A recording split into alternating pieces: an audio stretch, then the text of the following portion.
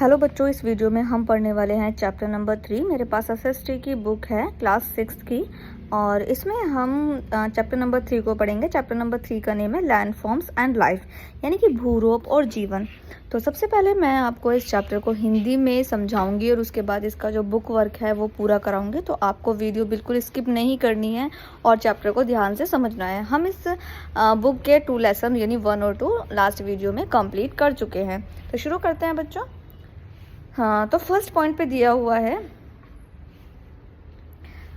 Lithosphere plates, यानी कि स्थलमंडलीय प्लेटें। इसकी डेफिनेशन है कि पृथ्वी की ऊपरी परत, जिसे लिथोस्फेयर भी कहा जाता है, कई छोटी और बड़ी प्लेटों में बटी हुई हैं, जिन्हें लिथोस्फेरिक और टेक्टोनिक प्लेट्स कहते हैं।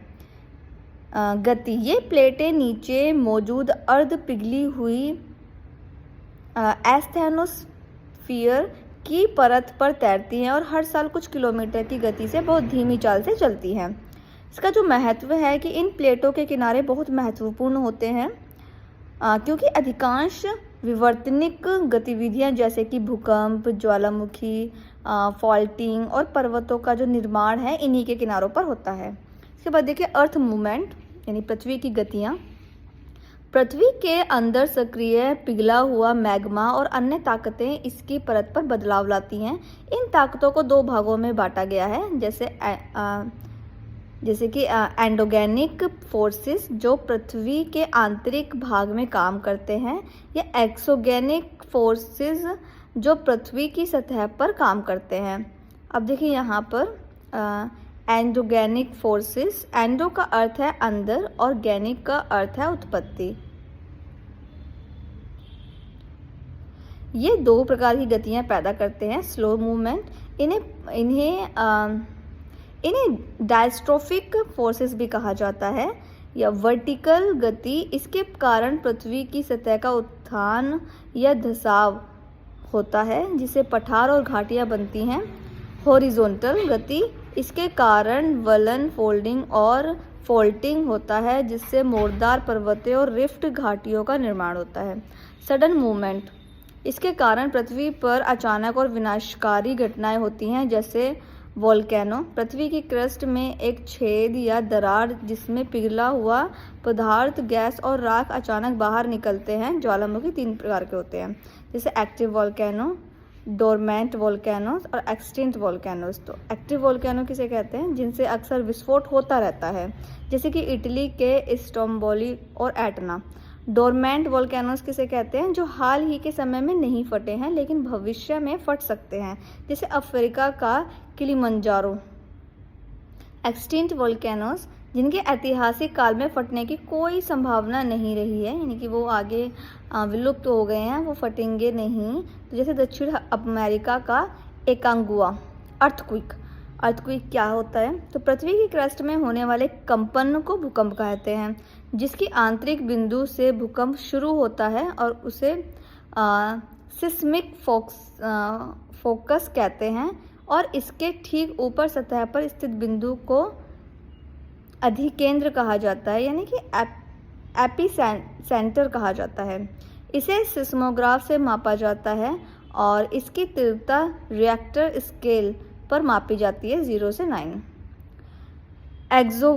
एक्सोजेनिक फोर्सेस, एक्सो का अर्थ है बाहर। पृथ्वी की सतह पर काम करने वाले बलों को बहिर्जात बल कहते हैं। यह मुख्य रूप से 2 प्रक्रियाओं द्वारा काम करते हैं, जैसे वेदरिंग, वायुमंडल के संपर्क में आने से पृथ्वी की सतह पर चट्टानों का टूटना या सड़ना।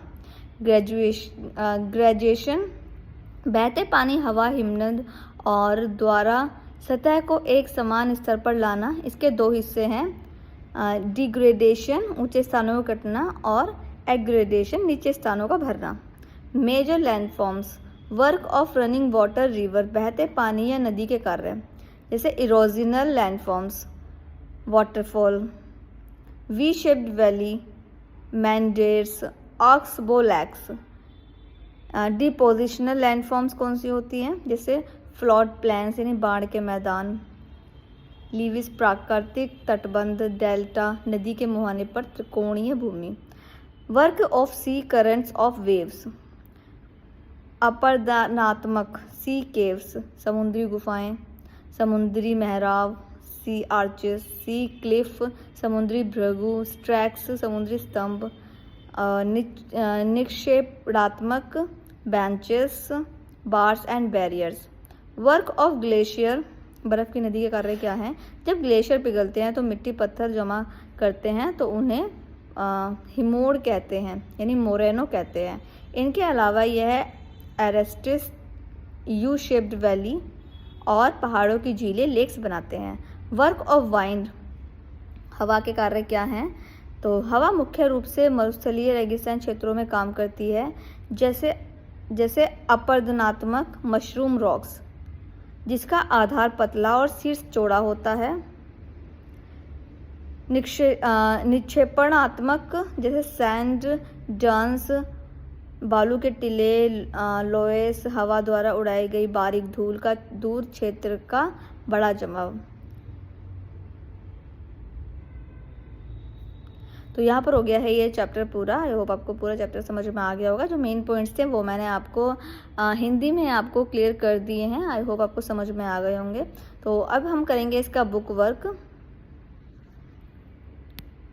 ओके, अब हम करने वाले हैं इसका बुक वर्क, जिसमें दिए हुए हैं यहाँ पर tick the correct option.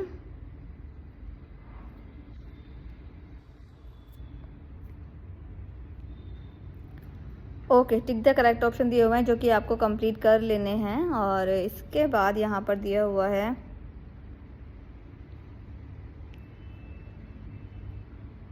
True false fill कर लेने हैं और फिल इन द ब्लैंक्स भी फिल कर लेने हैं। इसमें मैंने यहाँ पर फिल कर दिया। इसके बाद वेरी शॉर्ट क्वेश्चन है, शॉर्ट क्वेश्चन है और लॉन्ग आंसर है। तो ये सभी के आंसर भी मैंने नेक्स्ट पेज पर जो है नोट कर दिए हैं, तो वहाँ से आप नोट कर लीजिएगा। और इसके साथ में हमारा ये चैप्टर पूरा हो गया है। आने वाली नेक्स्ट वीडियो में हम अगले चैप्टर को पढ़ेंगे।